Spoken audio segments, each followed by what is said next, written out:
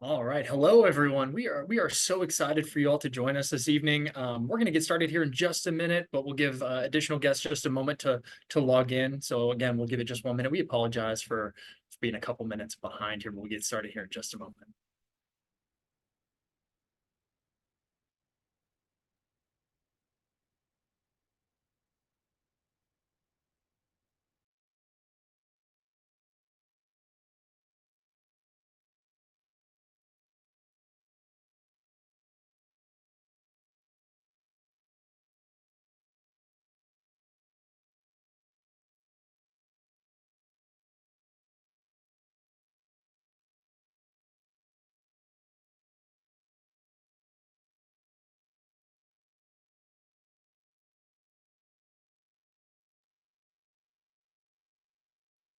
Well, all right, everyone. We are about a couple minutes past 6:30 here in Knoxville, so we're going to go ahead and get started. First and foremost, congratulations to all of our new Tennessee Vols and their families.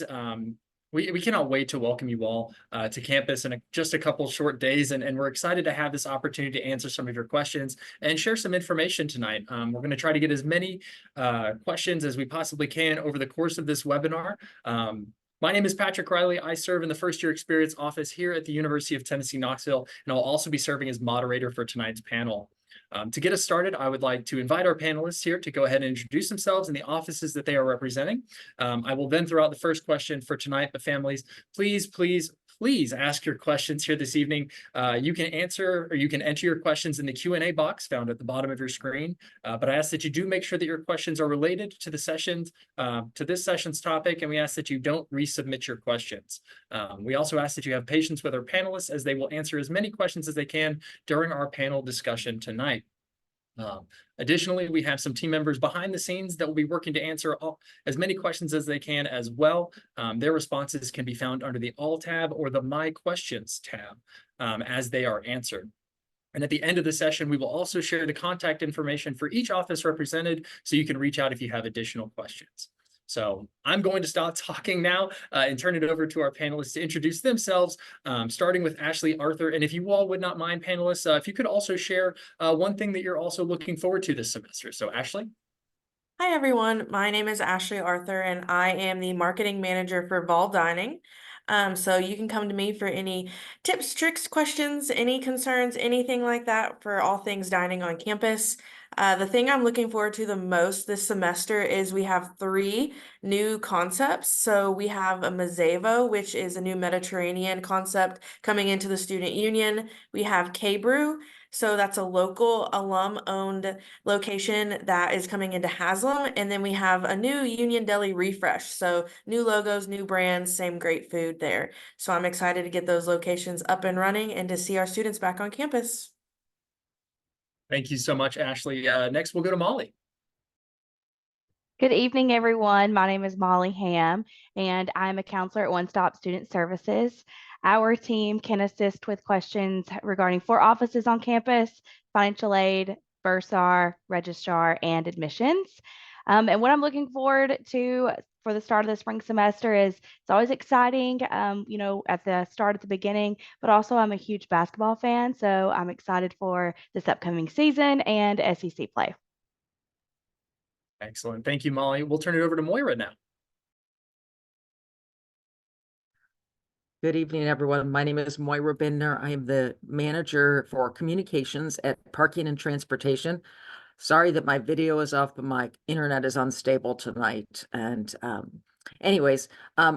because campus is actually really quiet right now. So I'm really looking forward to the energy back on campus and the students to be back on campus. So welcome new Vols and families, and we're excited to have you back on campus.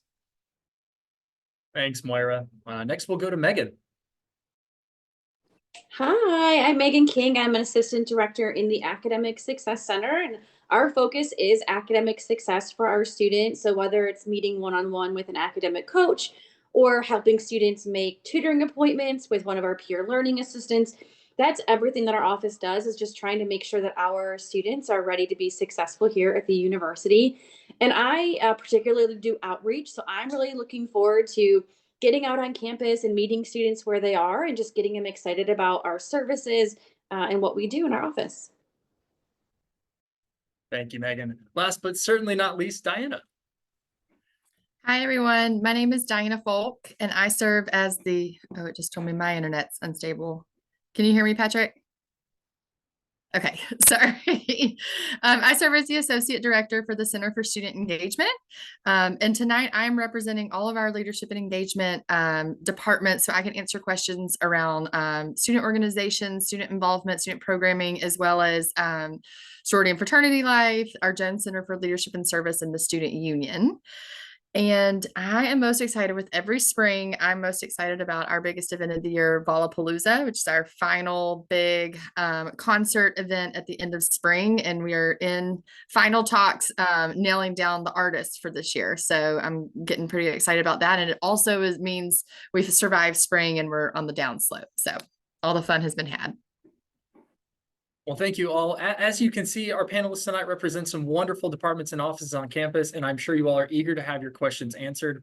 I am sure, families, you have tons of questions related to these respective areas of expertise, so do not be shy. Once again, don't be shy about throwing out your questions in the Q&A feature. But for now, I'd like to kick things off and direct our first question over to Ashley Arthur. Ashley, you talked a little bit about this with the one thing that you're excited for, but could you talk a little bit more about what types of food can be found in the dining halls on campus? Yeah, so overall, we have 43 locations on campus, not including our Vol Bakery, that's award-winning, as well as our catering, that's located in the Student Union primarily. We have 3 dining halls. 2 are all you care to eat on campus. One is Rocky Top, which is located on the west side of campus, and the other is Stokely, which is more south central campus. We also have Southern Kitchen, which is a meat and 3 concept located in Vol Hall. We have 11 pod markets, which is provisions on demand. So that's like your convenience store. We like to say it's like your gas station without the gas. And then we also have our retail locations scattered all across campus. So like I said, we have a new Mediterranean coming. We have awesome deli options. We have your Tex-Mex. We have Southern sandwich, anything basically. We have Panda Express, Chick-fil-A, Starbucks, all your favorites. Thanks, Ashley. And I know for new students that there sometimes is, when they see all the different options for dining plans, they can be a little bit wide-eyed. There's a lot of things that you can do with your dining plan. I'd like to first ask, what is the difference, if you could talk a little bit about what the difference is between dining dollars and meal swipes? Yeah, so if you have a meal plan, so only if you have a Vol Dining meal plan, you'll have dining dollars and meal swipes. So your meal swipes can be used in the locations, so basically anywhere except for a couple. We have our meal swipes into the dining halls, which is all you care to eat, and then we also have cash equivalency, which is considered a meal swipe into our retail locations. So with the 2 unlimited plans, the unlimited 7 and the unlimited 5, that cash equivalency is $5.50, and for all the other plans, it's $8. Now, with your dining dollars, you can use that to supplement that cash equivalency. So if you go over that allotment, you can use that. Or if you've already used your cash equivalency for a meal period, then you can go back and use your dining dollars there as well. Excellent. Thank you so much, Ashley. I'd like to turn things over. We'll go to Molly next. Molly, I know we got a lot of people coming in from different universities, a lot of transfer students coming to the University of Tennessee. In terms of transcripts and other things needed, how can students verify if their final transcripts or any test scores that they might need have been received by One Stop? Yeah, so when you initially apply, you create a GoVols portal.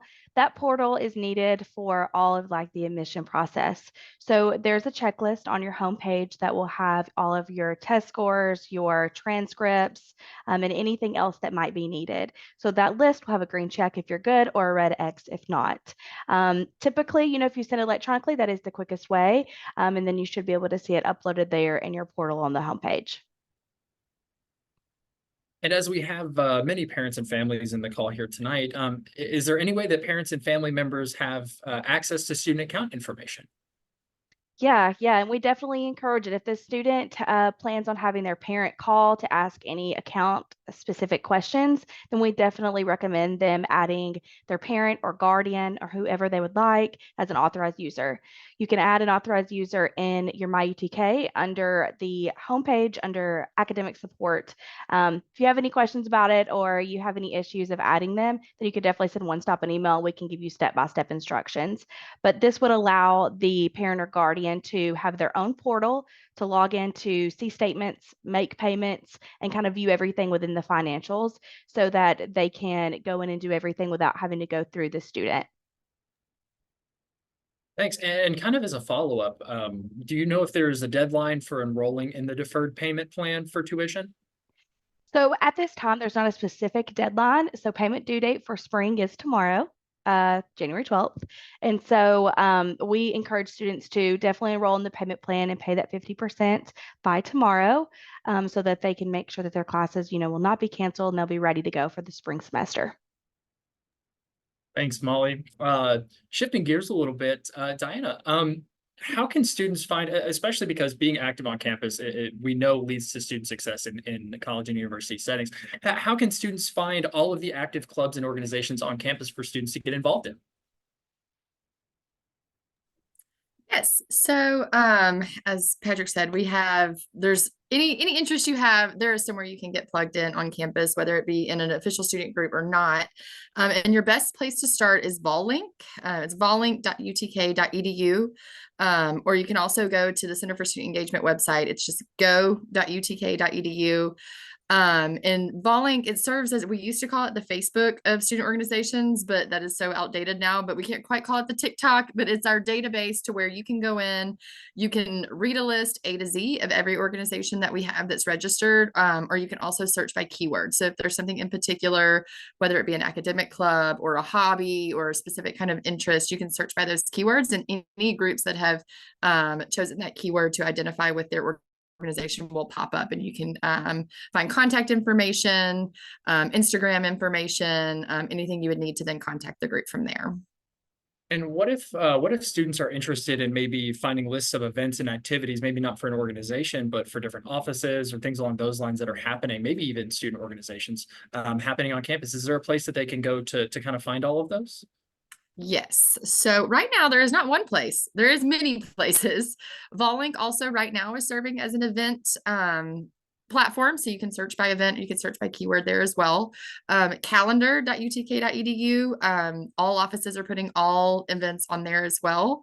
And then Instagram, following UTK Student Life, following the UTK Knoxville Instagram handles, and almost any department on campus, I guarantee you, has an active Instagram account and is posting very actively in there as well. So we've got the information. I know in our office, we have a whole checklist of everywhere that we're putting our events because there are so many different places that you can find events on campus. I would say if you were going to remember one to go to, calendar.utk.edu is probably your safest bet for the most comprehensive look of what's going on across campus. Diana, thank you. I'd like to shift a little bit to the academic side. And Megan, these a couple questions here for you. One of the things that the University of Tennessee has that I know of that we really pride ourselves on are Vol Success teams. Can you share a little bit about what a Vol Success team is and how it positively impacts student success on campus? Yeah, of course. So every student, when they come to UT, they get assigned a Vol Success team. And those are three major people on campus. You have your academic advisor. And so that's the person students are going to work with to help really plan their academic trajectory when it comes to their courses. So your advisor, they meet with advisor every semester. They help plan their courses. And the advisor makes sure that they're kind of moving forward, meeting certain milestones and benchmarks to make sure they're on track.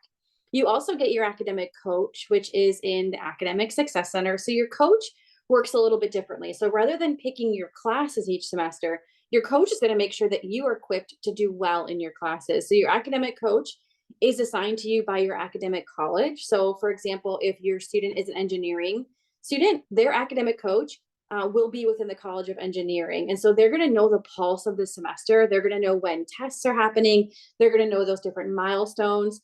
And so it's really great that we have those pairings. So we have pairings for arts and sciences, engineering, the Haslam College of Business. So all of our colleges have specific coaches. And students will talk to their coach about anything from time management, kind of this new freedom comes with a lot of sometimes difficulty in learning how to manage that time. So we talk about time management and study strategies. Your coach can get you connected to tutors, to kind of assistants in classes. So those are your two big people. And then your third one is going to be a financial aid counselor. And so that person is going to really make sure if you have questions about your financial aid, scholarships, grants, all of those things, that's who you're going to go to. So these three people are here to assist our students collectively throughout not only their first year, but can continue to be a guide throughout their entire time at UT. Thanks, Megan. Kind of following up on that, how often do students meet, or how often would you recommend students meet with their academic success coach to make sure that they are staying on track? I love that. Every student is different, Patrick. I think it depends on the student. Once a semester, every student should see their coach at least once a semester. Good student, students who are, just wanting that accountability partner, students who are wanting someone to kind of keep up with them may see a coach once a month. They may see a coach bi-weekly. So honestly, we don't like to put a number on it because it's really tailored to what the student needs and what the student wants. Once a semester is great for that check-in, but as students feel like they need accountability, they need additional services, once a month would be really an ideal number for those students. We do have 18 academic coaches in our office, so plenty of coaches to see our large student population. Thank you, Megan. Moira, I'd like to touch base with you for just a couple of minutes. Parking and transportation, first and foremost, as students get ready to come onto campus, can you share a little bit about what parking pass options are available for incoming transfer students and just incoming students in general? Yes, thanks, Patrick. The permits that are available for the spring semester are the economy permits. Residential students, we have one economy lot, and it is approximately 5 to 10 minutes from most of the dorms, mostly 5 minutes. It's located at what's called the Kingston Pike Building. The permits are for sale in our office. The permit cost for the spring for this economy lot is $52.50 for the entire spring semester. So students will come in, they will fill out a registration form, give us their vehicle information, and then they will leave with their economy non-commuter parking permit. If you are a commuter student, we have 3 lots for those that are available. They are 2 on the west side of campus and 1 on the east side of campus.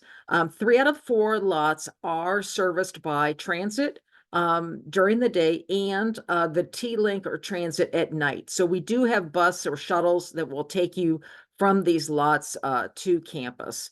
When you come into the office, you will be also shown where these lots are, so you are aware of where they are and when the buses will be running to those areas. So I just finished the bus map today and the student parking map, so we will have copies of both of those in our office for you when you arrive on campus. The commuter permit is $49.50 for the spring only semester. Thanks, Moira. A couple clarifying questions for you. First and foremost, you mentioned that the parking pass that they get this semester obviously will last them the entire spring semester. But say we're back in the fall, if they were to purchase a parking pass in the fall, would that last annually, or is this just in every semester we're purchasing a parking pass sort of deal? They will purchase a school year permit in the fall. There will be other types available then. The commuter permit, which is valid in about 20 lots, or if they are still in the residence halls, the non-commuters about 20 lots also. Those both are sold out right now. That we've got such a large population on campus, so those 2 are sold out. But they would buy a full fall and spring permit. Those ones for the academic school year go on sale on August the 1st. And if a student is going to be staying on campus in the summertime, we do have summer permits, and those will go on sale May 1st. So if anyone's planning on sticking around Knoxville for the summer and taking classes, then you'll be able to buy those permits online. Thanks, Moira. And say, for example, a student comes to campus and they haven't yet gotten their parking pass, but they say are going to maybe later in the day, maybe the next day. Where would they park prior to getting their parking pass? That's a great question, because I actually just talked to my director today, and we know that many people are going to be moving in on either Friday afternoon or Saturday or Sunday, and the office won't be open those days. So Monday, the first day of classes, the 22nd, we will be issuing warnings, but not tickets, because we know people will still have to be coming out to buy their parking permits. Our office is located off of Nealon Drive near the soccer and softball fields. And so it's a little challenging to get there, but just kind of look on the campus map for the soccer and softball fields. And we are right next to them. We're open from 7:30 a.m. to 4:30 p.m. And so just come on out, and we will work with you to get you acclimated. And so you can park for the first 2 days that you're here in a non-commuter area if you are in the dorms, or a commuter area if you are a commuting student. But after that, you will need, starting on Tuesday, you will need to have your parking permit. Thanks, Moira. Ashley, I'd like to circle back to you for just a couple of minutes. We have some great questions that are coming in from parents and families. So again, keep sending those questions in. We're loving what we're seeing. Ashley, what are some recommended meal plans for off-campus students that you could recommend? Yeah, so that's a great question. Off-campus students really get all of our meal plans. We have a lot of different options. It really just depends on how much the student sees themselves being on campus, how involved they're going to be. Are they going to be there late nights, early mornings, all day, that kind of deal.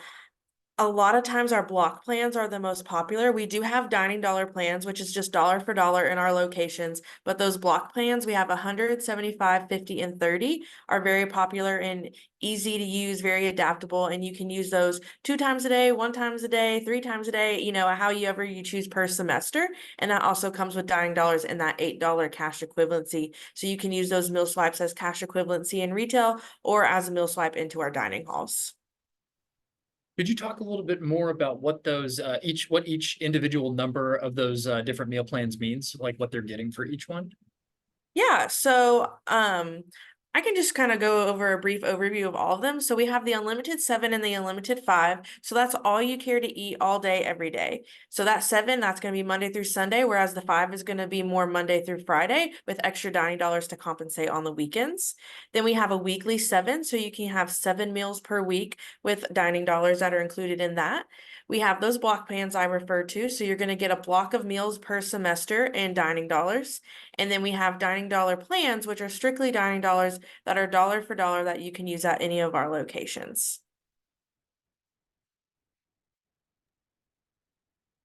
Oops, there we go. Thanks, Ashley.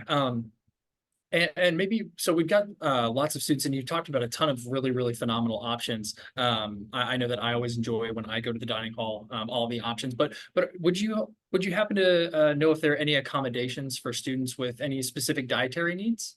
Yeah, that's a great question. So we deal with thousands of students and faculty and staff and our own employees that all have their own dietary restrictions or needs.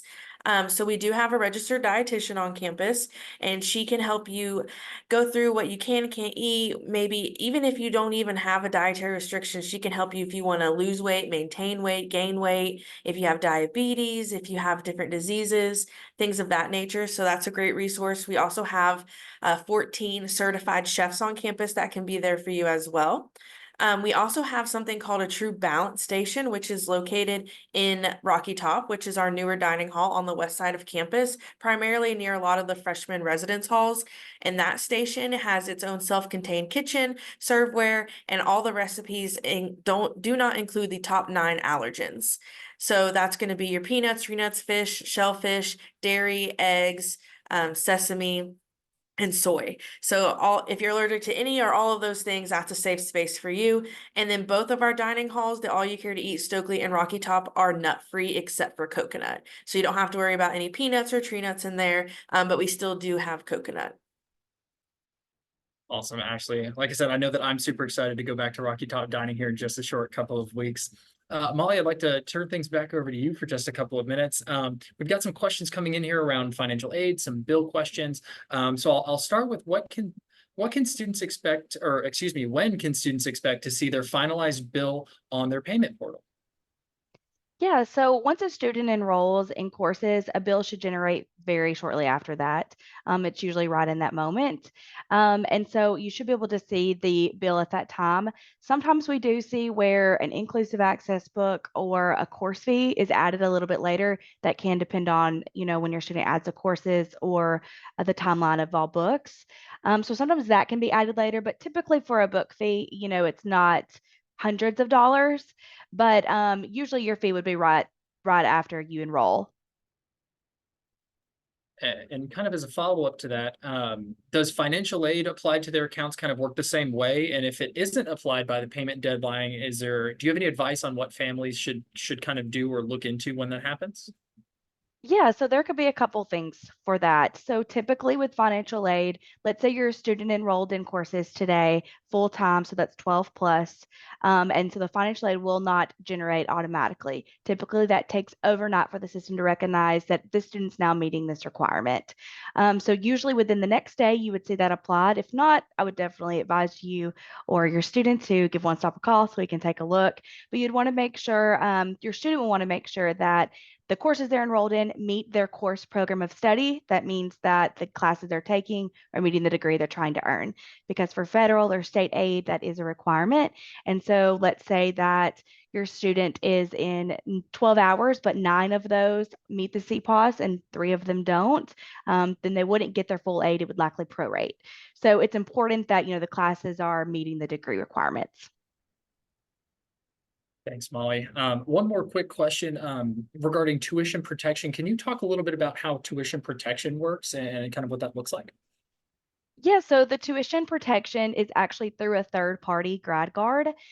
So if your student were to withdraw mid-semester, due to an illness, then you can get that protection up front when you go to pay, and then you would go through grad guard about a reimbursement or a potential reimbursement for that. I would check out the grad guard website and to give a little bit more information of exactly the specifics of the reimbursement though. Thanks.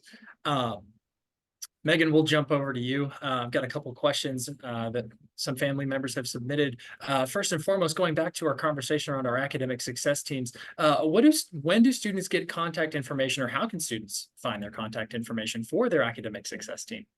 Oh, that's a good question. So students can find their academic success team by logging into their Navigate account. I'm trying to think of Snapball link. Their Navigate account, that is where they can see their classes. Basically on the bottom of that, they'll have their academic coach listed, they'll have their academic advisor, and then their their financial aid advisor. So that's where they would find that. Why is my brain not thinking about the other thing we call Navigate? Navigate. Yeah, I can't think about it. All students have access to it. Navigate is where their academic coach sometimes will send them messages. They can definitely very recently or very soon, coaches will reach out, or their academic coaches will reach out, send them an email, just welcoming them to campus, say, hi, I'm your academic coach. I'd love for you to come and meet with me. If students are registered for FYS 101, which is, first year experience, they will definitely hear from their academic coach, but they can get that information by logging into Navigate. It'll have all of those individuals listed. They can click on their name, and that'll bring them to their contact information. Thanks, Megan. I know one of the things that we certainly talk about when we're talking about being successful at the University of Tennessee is all successful students and students who want to be successful, they utilize the academic success resources on campus, and that's whether that's study sessions, supplemental instruction. But I wanted to talk a little bit about supplemental instruction if we could. Can you share a little bit about what that looks like on our campus and how students can sign up for supplemental instruction, and can they do that at any time? Yeah, so supplemental instruction is different than that one-on-one peer study session, or what you might know as tutoring. So essentially what happens is a student has taken a class, they've done exceptionally in it, so a B or higher. They work with a professor the entire semester and actually sit in class with students. And then once or twice a week, every week for the entire semester, they host a large scale study session for students within that class. And essentially what they do, students can go to this every single week, twice a week. And the student, the peer leader who's running this is really just going to go over what students learned in class. They're going to take what the professor said, they're going to break it down and talk to your students like their students. They've been in the class, they know the material. They're going to provide exercises, test problems, and really make sure that students understand the material.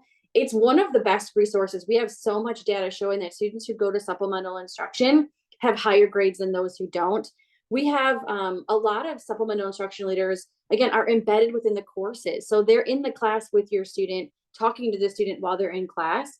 The way that students can learn about this, whether SI is offered for their course, because while we would love to have an SI session for every single course at UT, we don't. However, we do have them for some of the more difficult courses on campus. So chemistry, biology, many of our math courses, some engineering courses.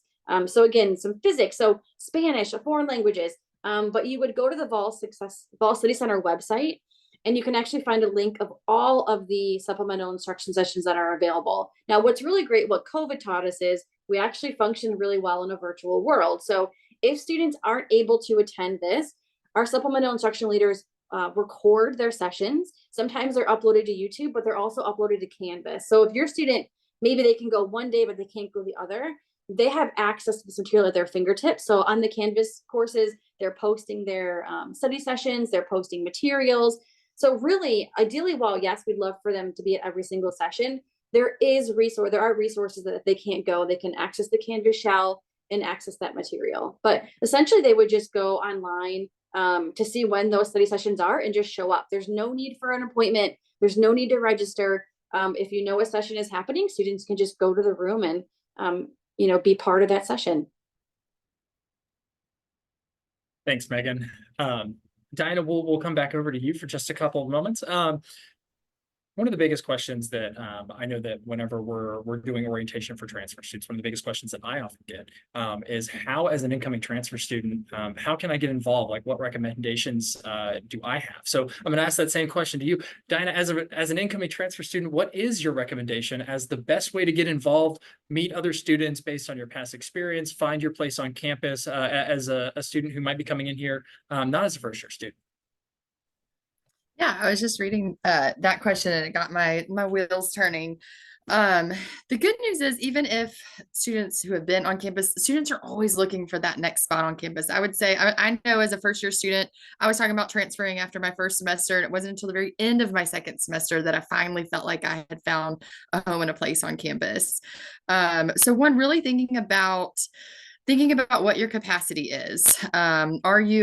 Is your major really, really intense and you're not going to have a ton of extra time? And so maybe the best way is just finding those events that you can pop into, or events like, we'll have an event called Speed Friending that every semester I'm like, no one's going to come to this. And then we have a bunch of people come and it's like the most amazing experience. I'm always so pleasantly surprised. And really kind of looking through, or if you're much shyer and you want to connect with someone who has a very specific, maybe you are really into like this one particular game or interest, finding a club on campus or a space on campus or within your academic college. Maybe you are going to be really academically rigorous, maybe finding a club that's within your college that then meets that school requirement too. So I always talk to students and families of, what do you feel like your capacity is going to be? And you might not know that right in the beginning, but once you get here, seeing what's interesting to you, exploring those opportunities. I tell the students I work with and the students I talk to, explore every opportunity. You got to put yourself out there. There's going to be sometimes you show up and you're like, that was so awkward, I'm never going back again. But then there's going to be a time where you walk in and it's just the right fit. It's just the right people. I would also say, looking into different service opportunities. I know that the Jones Center for Leadership and Service, they offer one day, they offer week-long things, cohort, semester long programs. So if there's any kind of interest in service or issues or things like that, where you're looking for finding a group of people that have a like-minded interest outside of academics, that could be a good way as well. So really it's just, we're a big campus, and it's not even just within Division of Student Life or Division of Student Success. Academic colleges have events and programs, and it's really just really doing the work of finding those opportunities and then taking that step to walk through that door, maybe if you don't even know somebody. Now, so you mentioned at the very beginning that you were really excited for volleyball.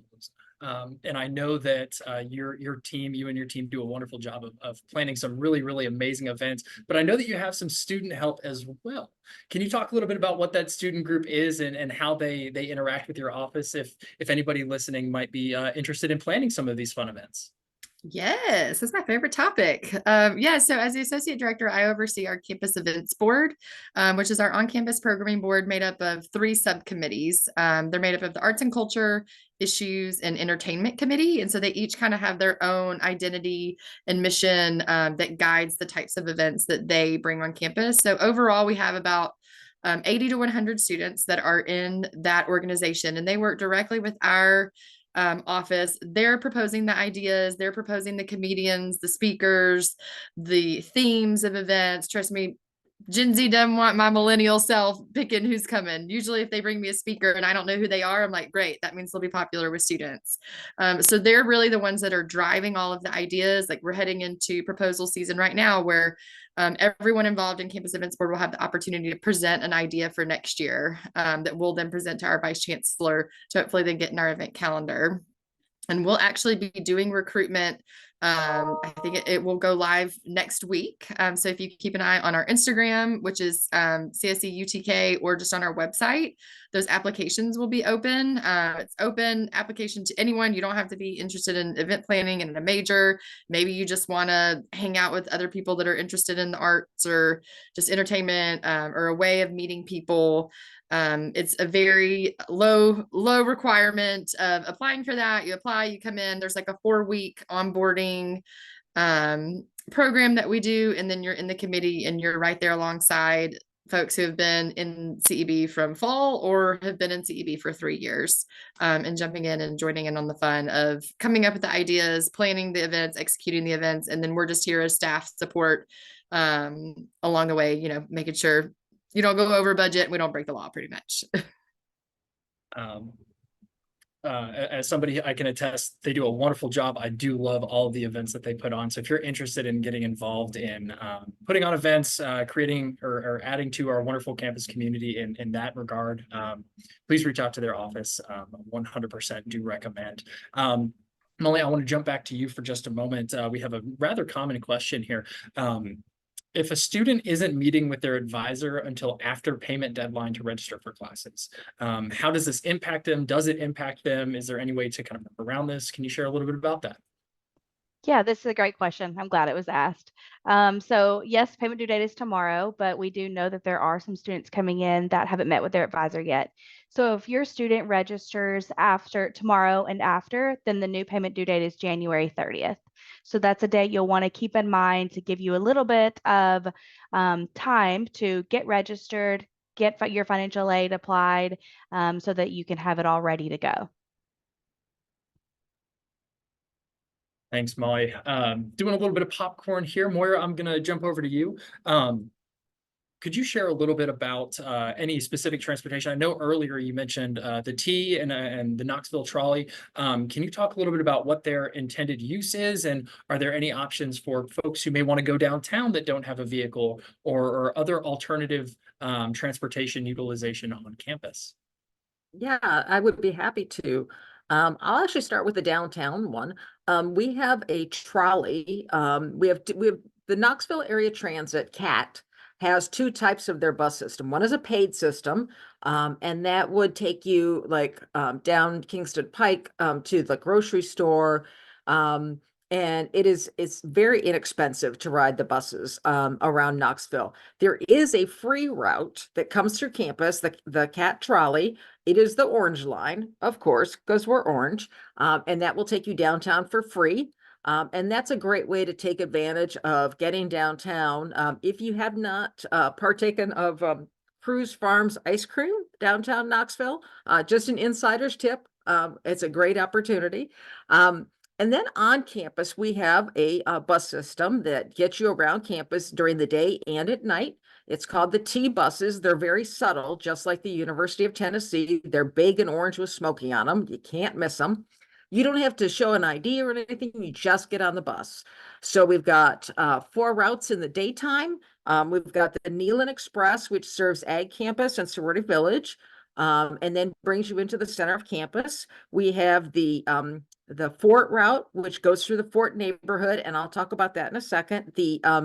The Hill bus, which is like through the main part of campus and then over to the Hill, and the Ag Express, which services the Ag campus and then comes through the middle of campus and goes back towards the Ag campus. It kind of cuts in the middle of campus. I wanted to talk about the Fort bus because we have just changed that bus route due to some construction on campus and one of the roads being closed next to the stadium. Fulmer is closed to the west side of the stadium as they are doing renovations on the stadium. The Fort bus will now go deeper into the Fort. It's going to go down Highland to 22nd and down to Grand Avenue, back up to 19th. So if somebody is living in the Commons, U Walk, Society 865, there's a couple others in that back corner. You can actually now just leave your car there and take the bus to campus. So we're really, really excited that a whole group of people will not have to worry about fighting traffic to find a parking place on campus. Those will all start on Monday, January the 22nd. We do have a late night bus that does kind of a goes around all of campus, including Laurel Hall. It doesn't go all the way back into the Fort, but that is our major bus fixed route at nighttime. Now, if you are off the beaten path, say you were in that back neighborhood of the Fort, we have an on-demand system at night called the T-Link. And you can contact the T-Link to come and get you and take you back to your apartment if it's not on one of the bus routes. Please be mindful, it's not Uber. So it's not just coming for you, it might be coming for other people. So you might have to wait. But we can work with you, and I am more than happy to work with people personally on how to access these systems. The T-Link also serves for those with disabilities at night, and the Access bus works with those with disabilities during the day.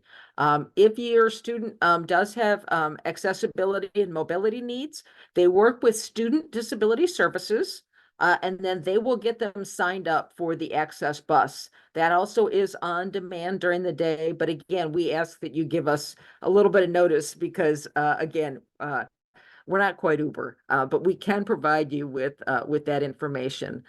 The T-Bus maps will be up online either tomorrow or probably by tomorrow. I'm just waiting for the images. I just finished proofing the maps for this semester. We have to go through and rejigger everything because we had a few changes on campus this spring. But the other map that I just put on today on parking.utk.edu is the student parking map. And so you can see where all the student parking areas are on that also. Thanks, Patrick. Oh, no, thank you, Moira. Actually, I'm going to come to you really quickly. As one of the largest student work study employers on campus, can you talk a little bit about, lost my place here. That happens. Can you talk a little bit about how folks can go into apply for Vol Dining jobs, and if any are available this coming spring semester? Oh yeah, we're always hiring students. We have about a 40-60 split, 40% being student employees with Vol Dining. We have a little bit of everything available if they want to learn how to make their favorite drink at Starbucks, or if they want to work in the dining halls and take part in all of our fun events. We also have a lot of internships. We have a lot of marketing internships, dietitian, HR, finance, and that can easily be found online.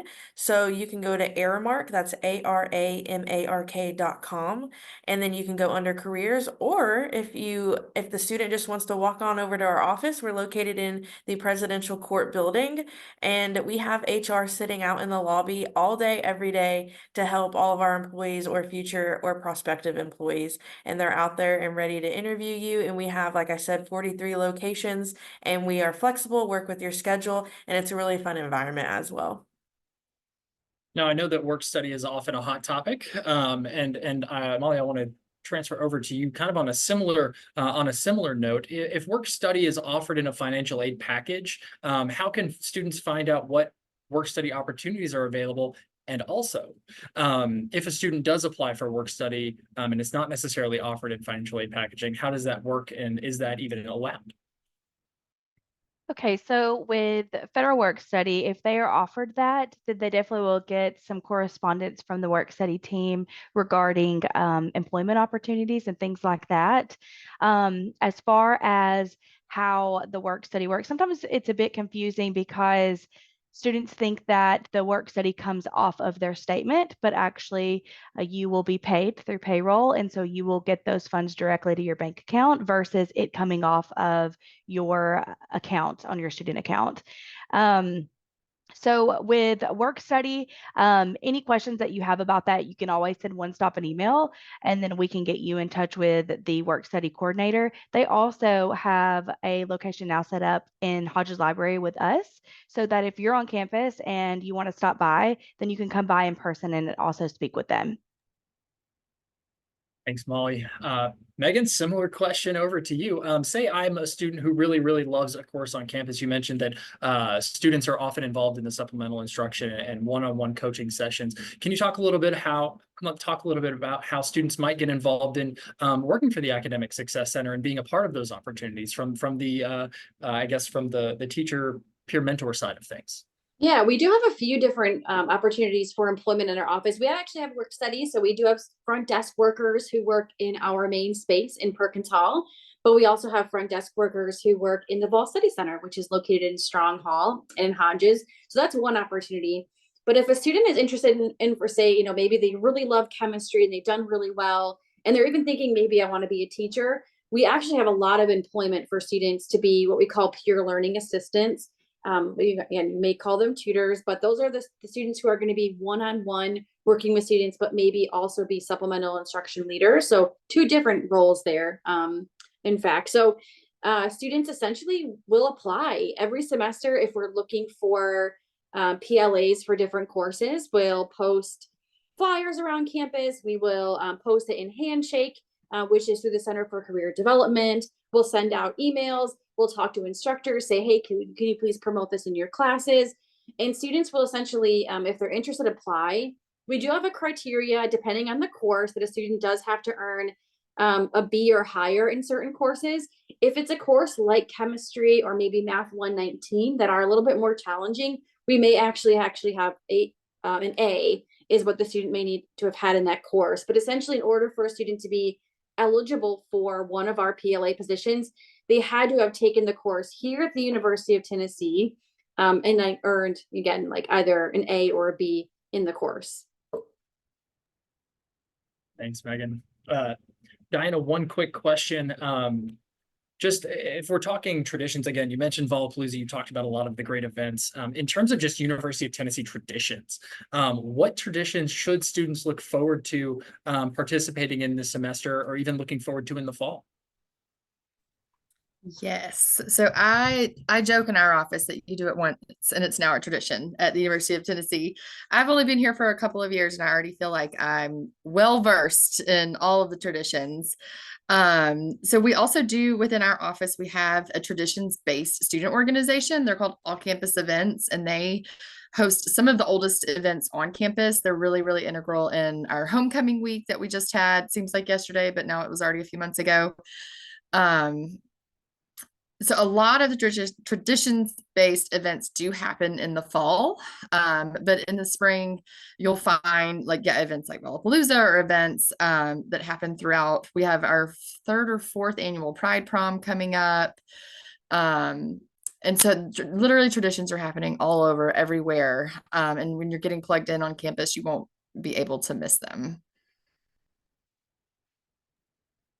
All right. We've got just a couple of questions left.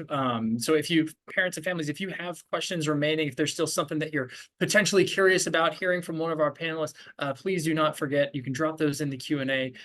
We'd be happy to touch on them before we finish up here. Moira, really quickly, I want to jump over to you. Talked a lot about parking, about where we can park, how much they cost, the different non-parking access points in terms of T-Link, the trolley, things along those lines. But what if I ride my bike? What if I ride my bike? Do I need to register that with you? Where can I park my bike? Like, what would you recommend? Great question. I actually highly recommend students bring bikes to campus because we are a very hilly campus, and the bikes help you get around. We can register your bike either at our office off of Stevenson Drive, again near the soccer and softball fields, or at Circle Park at the information booth there. We can register, and you can actually register online and just come to the Circle Park booth to get your sticker for your bike. On our website, parking@utk.edu, there is a commuter and sustainable solutions section, and that's where you can go for bicycle information. There's no cost to the bike permits, and it's more a need of if anything happened to it that we could identify it. There are bike racks all over campus. In fact, on the interactive campus map, you can see where the bike racks are. And lastly about that, I also want to alert students to the fact that at the rec center, there is a bike shop. And so if you need to get repairs, if you need help with something with your bike, they are a great resource. So on the west side of there's a street called UT Drive that goes next to T-Rex. And you go down that street and there's like a little loading dock, and that's where you can get into the bike shop, but also that's where Outdoor Pursuits is. So if you're going to go kayaking or hiking or something, they also have resources for you over at T-Rex. So we partner with them when we do outreach about bicycle events, and they're a great resource for campus. Thanks, Moira. As we begin to close up here with the webinar, I have one or two more really quick questions that I'd like to ask. Moira, specifically in terms of parking, for move-in day, say a student is moving onto campus, is there like curbside parking for move-in that's close to the residence halls, or how does that work? For move-in, what we would ask you to do is, yes, you can go to the dorm, and just make sure to check the campus map as far as like construction to see if you're moving into Dogwood and Magnolia, there's a little bit of a way around because there's a new dorm under construction, so one of the roads might not be available. Anyways, we ask that you unload your vehicle, have somebody stay with the stuff, and then move your vehicle to park it, because we don't have room for everybody to park at the curb. So we want you to go park your car. You can park on Volunteer Boulevard West. It's like between main campus and ag campus. You could park in one of the student areas, an N or a C. Just don't park in an S area. S is for staff. And you are welcome to park, and after you have unloaded your student. My joke about moving in is the parents and students get everything upstairs, and then they realize that they forgot 27 things and have to run to Walmart and Target and then come back and finish out. So that's fine. We just don't have enough space for everybody to be parked at the curb. So we ask that you unload, park the car, come back and get the students' room decorated. And so you do not need a parking pass for that. So you don't need to worry about that piece of it. And also the residence halls have luggage racks for bringing your stuff upstairs. But again, be patient because we don't have enough for everybody. So they may be a little bit occupied. All right. So the final question that I will ask to each of our wonderful panelists here this evening, panelists, first and foremost, thank you. Thank you so much for giving your time here this evening and your wonderful answers and all this great information.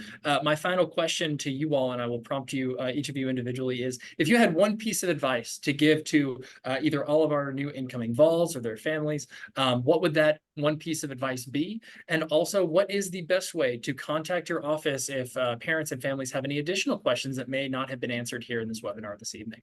So we'll go ahead and start here and I'll pop it over to Ashley Arthur. Yeah, so my biggest piece of advice for incoming families would probably be don't be afraid to ask. I am all about sharing our information, bragging about ourselves and the university and our partners.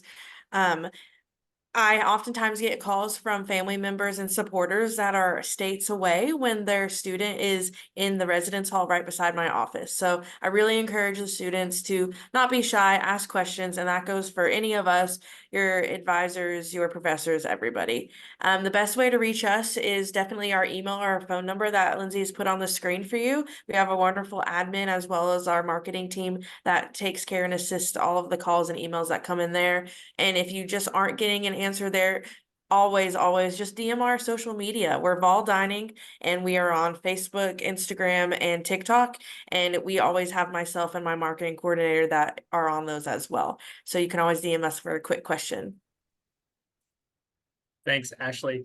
Let's do Molly. Molly, same question to you. So I am with Ashley as far as just always reach out to us. Like if you are, new coming onto campus, then definitely just reach out to One Stop. If you have any questions, like if something seems off about your bill or, if there's something on there that you're not familiar of what that charge is, definitely give us a call. We can clarify those things for you or with your financial aid so that you know exactly what you're getting and making sure you're getting the right amount. As far as contacting us, you can give us a call or you can email us at onestop@utk.edu, or you can walk in Hodges Library. We're located on the ground floor and we're walk-in only. So you're more than welcome to stop by at any point and we'll be able to help you out in person.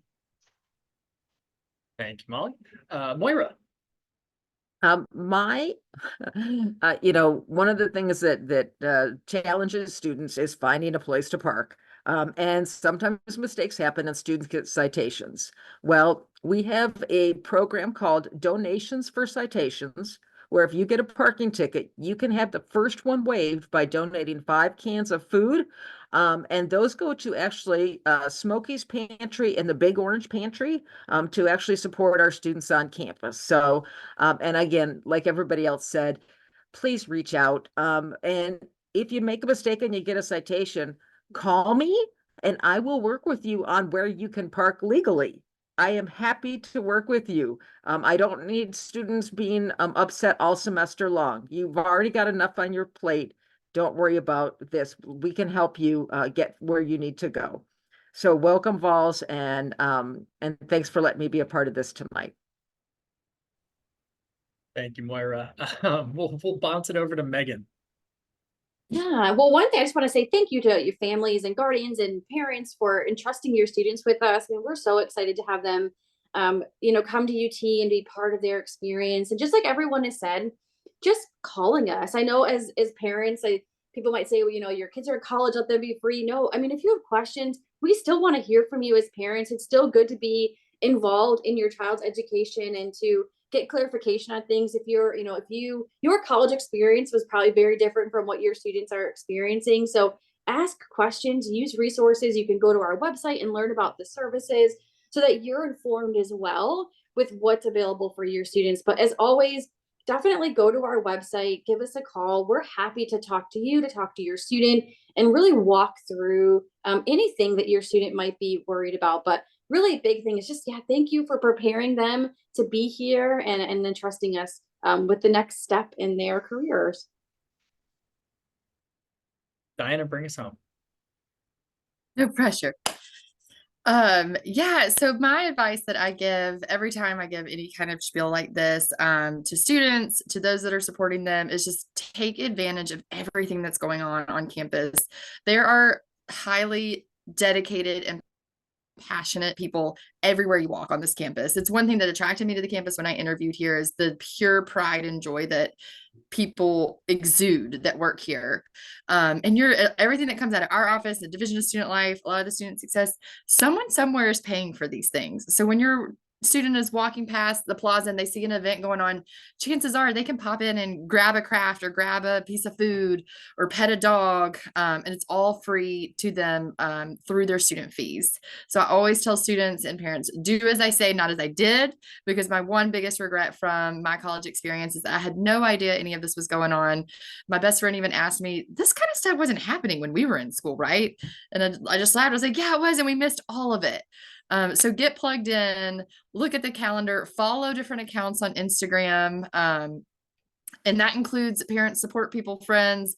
A lot of times when a student comes in or comes to an event, I'll just randomly ask, how did you hear about the event? Because I'm over the marketing. And so many times I get, my mom sent me a screenshot. She saw it on Instagram. And you just never know where that can lead. It might just lead to a student just having a nice break in their day, or they could meet a potential friend or find out an opportunity they didn't know existed. So just really explore all of that and take advantage of it, because it's all here, and everyone here is excited to work with you as families, as students, and welcome you into the community. And to contact us, just like everybody else, we've got our email on there. You can follow us at UTK CSE. We will answer all those DMs. And we're located right in the heart of the student union, and we have 5 student engagement ambassadors that are trained to help students find their place. So if your student is like, I don't even know where to start, I don't know what I'm interested in, I don't know where I want to get connected, send them in, come into our office, and we can sit down with them and kind of talk through some of those questions that I posed earlier of like, what do you think your actual capacity is going to be? What are your interests? And we can help handhold a little bit more and guide them to navigate. Even if it's not within our office, we're more aware of all of the opportunities on campus. Thanks, Diana. I echo that and all of the wonderful advice that was just given by our wonderful panelists. Thank you again so much for your time here this evening. New Vol families, thank you as well again for joining us tonight for the Tennessee Family Series. Before we conclude for the evening, I would like to briefly share a few reminders. First and foremost, please take a moment to complete the session survey. You can follow the link on the chat box or in the post-session email that you will receive. And new Vols, if you have not already, please don't forget to complete your Vol 101. Which is UT's online orientation modules, and we look forward to welcoming you to campus in just a few short days. Lastly, we'd love to stay connected with you and your family and encourage you all to join the Tennessee Family Association. On behalf of myself, the panelists, and all of our folks behind the scenes, have a wonderful evening. Welcome to the University of Tennessee, and go Vols.